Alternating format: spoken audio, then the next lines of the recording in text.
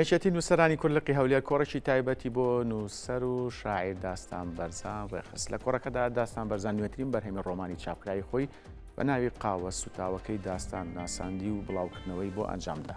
هەر لە کۆڕەکەدا باسی لا ناوە ڕۆژی ڕۆمانەکەی کرد کە بە ستایل و میتۆدێکی نوێی ئەدەبی نووسراوە و وێنەر پەرچێشی ناو ڕووداوەکانی ناو ڕۆمانەکە ئاکات.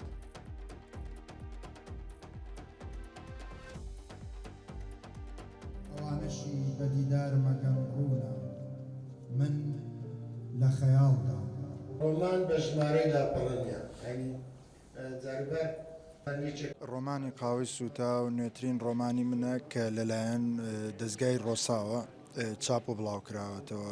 پوختەی ئەم ڕۆمانە ڕاستی نامێ زۆر لێرە بە وردی بیجەرمەوە، تەنها ئەوەندێ ڕۆمانێکە ئیشکردنە لەسەر دنیای بواری سیخوڕی و ئەوانە کە کەم و زۆر ئەم تایپە لە ڕۆمان لە دنیای ئێمە کەمتر ئیشی پێکراوە. لەم ڕۆمانە من بۆ خۆم هەوڵم داوە تەکنیکێکی تر بەکاربێنم، شێوازێکی تر لە جێڕانەوە بۆ دنیای خۆملانی کەم دروست بکەم.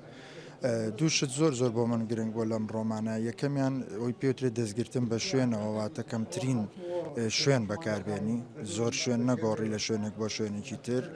خوێنە ڕۆمانەکە بخوێنێتەوە ئەزانێت دقیق مەبەستم لەو دەستگرتن بە شوێنەوە چییە.